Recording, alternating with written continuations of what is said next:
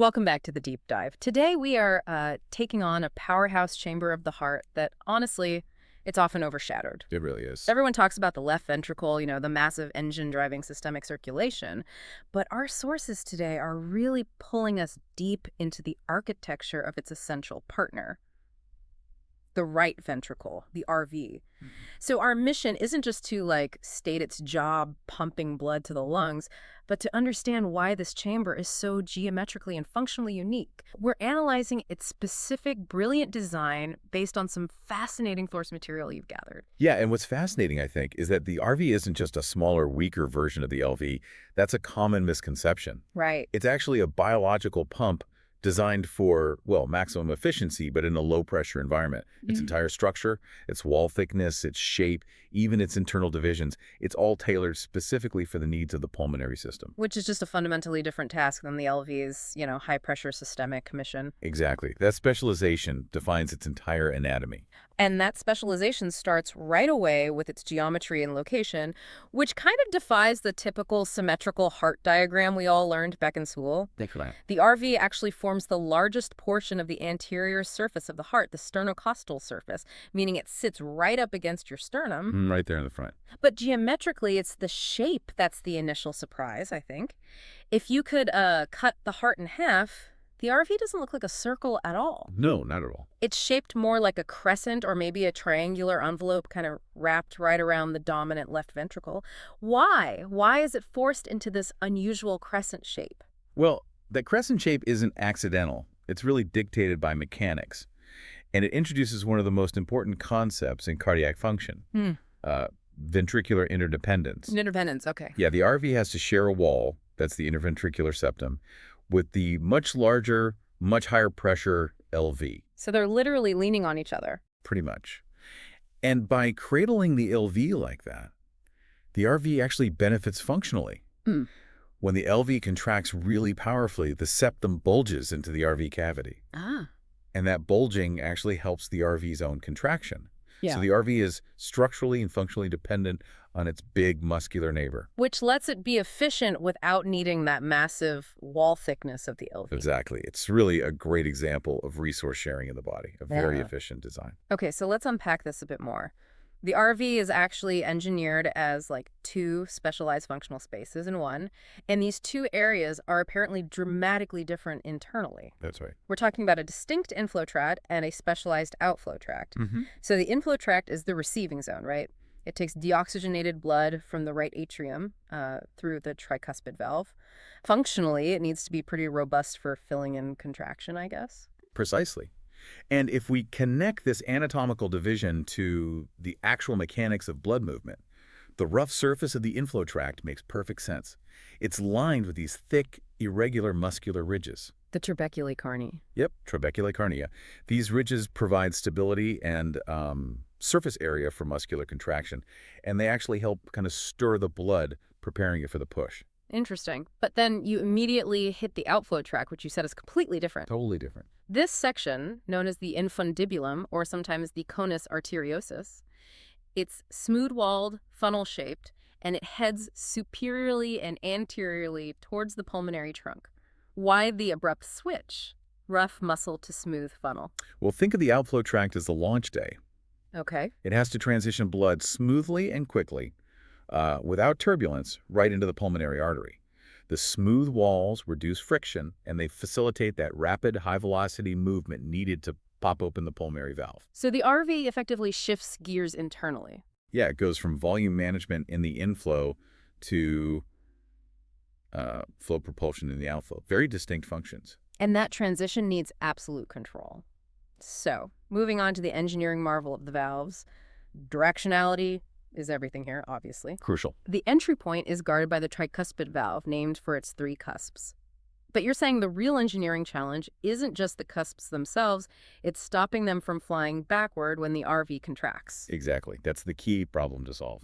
So how does the RV manage that? How does it actively contain those 3 cusps to make sure blood only moves forward? Okay, this is a really beautiful piece of active synchronized engineering. The valve cusps themselves are anchored by these strong, fibrous cords, the chordae tendineae. The heartstrings. Kind of, yeah. And these cords, in turn, connect down to 3 muscular projections from the ventricle wall, the papillary muscles. 3 papillary muscles for the 3 cusps. Generally, yes, though the connections can be complex, but the key is this. When the ventricle wall begins to contract and the pressure inside just skyrockets. Yeah. The papillary muscles contract simultaneously. They don't actually close the valve. What they do is pull on the chordae tendineae, basically tightening the slack like guy ropes on a tent. Preventing them from blowing outward. Precisely. This mechanism prevents the cusps from prolapsing or blowing backward into the lower pressure right atrium during that peak ventricular contraction. It ensures that unidirectional mandate is met. So the takeaway there is that the valve support system isn't passive at all. It's an active, synchronized structure, absolutely crucial for keeping the blood moving one way. Absolutely. Active stabilization. Okay, so once the blood is contained, it needs to get out. It exits through the pulmonary valve, which is a semilunar type, right? 3 sort of pocket-like cusps guarding the pulmonary orifice. That's the one. Opens into the pulmonary artery. Now, here's where things get really interesting, according to the sources. We encounter this structure that acts as a vital utility line within the RV, the septomarginal trabecula. But most people know this best clinically as the moderator band. For heart specialists, this structure is apparently a cornerstone landmark. What's the deal with this small band? What's its dual purpose? The moderator band. It's a prime example of biological efficiency. It's doing 2 critical jobs at once. Okay. So anatomically, it's a physical bridge. It's a muscular band that links the interventricular septum across the RV cavity to the base of the anterior papillary muscle. So structural reinforcement. Partly, yes. But crucially, its second role is electrical. It acts as an electrical highway, carrying a critical section of the heart's conduction system, specifically part of the right bundle branch of the AV bundle. Wow, okay, think about that. A single band that's both a physical tension strut and a high-speed electrical wire. Exactly. And that electrical function ensures that the anterior papillary muscle contracts just milliseconds before the rest of the RV wall. Why is that timing important?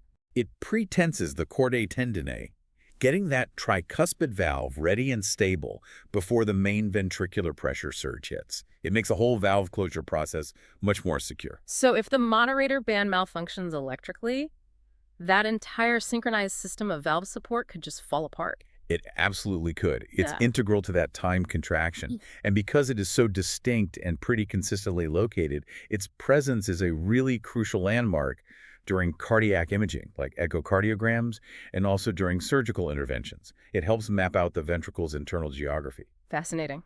Let's pivot now to the RV wall thickness, because this is often the most counterintuitive part, I think. Agreed. The RV wall is thin, really thin. Our sources put it at only about 3 to 5 millimeters thick. For an organ pumping blood constantly, that just sounds like a serious design flaw almost. It sounds risky, doesn't it? Yeah. Why is this thinness actually a sign of supreme efficiency? Well, if we connect this back to the bigger picture, the answer lies entirely in its job description, like we said earlier. The RV is built primarily for volume handling, not for generating high pressure. It only has to overcome the low resistance of the pulmonary circulation, that short trip to the lungs and back. Much lower pressure than the rest of the body. Oh, significantly lower. So that thin muscular wall is perfectly designed to squeeze a large volume efficiently, but at low pressure. It doesn't need brute force. Whereas the LV, by contrast, needs to generate massive pressure to overcome the systemic vascular resistance across the entire body. That's why its wall is, what, 3 or 4 times thicker? Exactly. Usually 8 to 15 millimeters thick.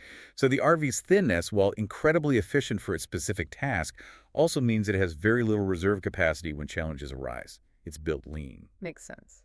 And speaking of maintaining this efficient low-pressure system, let's quickly look at how this highly active chamber gets its own blood supply. How is it fed? Right, its own oxygen. The blood supply mainly comes from the right coronary artery, the RCA, specifically via its right marginal branch. Okay, mostly RCA.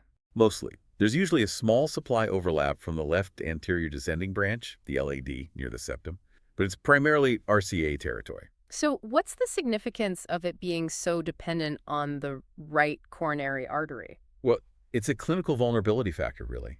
If you experience a blockage in the RCA, especially a proximal one, Right. the RV is rapidly deprived of oxygen. And because that wall is so thin and, as we said, has such low functional reserve, RV failure due to a coronary blockage, an RV infarction, often occurs quite suddenly and can present differently than the typical left-sided heart failure. Because failure to move blood into the lungs quickly translates to systemic backup. Immediately, the whole system jams up behind it. What's also unique here, actually, is the venous drainage, how it gets rid of its waste blood. Oh, how so? Unlike the LV, which sends most of its spent blood back through the main collection vessel, the coronary sinus, a significant portion of the RV's venous blood leaves via the small cardiac vein and also these tiny anterior cardiac veins, which drain directly into the right atrium. They just dump straight back in, bypassing the main coronary sinus system. It's another little unique aspect of its relatively independent architecture, circulation-wise. Very interesting. Okay, so stepping back, what does all this mean for health? Understanding this specific architecture seems critical because that thin, efficient structure dictates its unique vulnerabilities when things go wrong, especially with pressure. Absolutely. When the RV's low-pressure mission gets interrupted by increased resistance downstream, we see specific pathologies that are directly related to that delicate balance. Right. For instance, Right. ventricular hypertrophy. That's an increase in the thickness of that normally thin wall. Trying to get stronger. Exactly. It happens when the RV has to suddenly work against higher pressure over time. This is typically seen in diseases like severe pulmonary hypertension, high blood pressure in the lungs, or maybe pulmonary valve stenosis, where the exit valve is narrowed. So that thin wall tries to compensate by bulking up, but Yeah. But it loses its efficient flexibility. It becomes stiff, less compliant, and eventually it can't keep up. and when that thickening and strain just become too much, that delicate low-pressure pump fails. And that leads directly to right heart failure. Mhm. The consequence is quite dramatic. Yeah. The RV can no longer efficiently push blood forward into the lungs. And the blood backs up. Literally starts backing up into the venous system of the body. Mhm. That causes systemic venous congestion. That's the fluid buildup you often see in the abdomen, the liver, the legs, the neck veins. It's a direct result of the RV failing to keep up. A downstream effect of an upstream problem in the lungs, often. Often, yes. Or problems with the RV itself. We also frequently encounter ventricular septal defects, VSDs. These are structural holes in that shared wall, the interventricular septum. Between the RV and LV. Right. And because the LV pressure is so much higher than the RV pressure. Blood takes the path of least resistance. Exactly. Blood shunts directly from the high-pressure LV across the hole into the low-pressure RV. This just overwhelms the RV with extra volume and leads to chronic strain, hypertrophy, and eventually failure if it's not corrected. Wow. Okay, this has been a really deep dive into an often underestimated powerhouse. We learned its crescent shape is a necessary functional design dictated by that ventricular interdependence, that it has that specialized dual chamber layout, rough filling area, smooth outflow tract, Yep. that its thin wall is actually a sign of incredible efficiency, not weakness. Designed for the job. And perhaps most surprisingly, that moderator band acting as both an electrical cable and a structural support. Just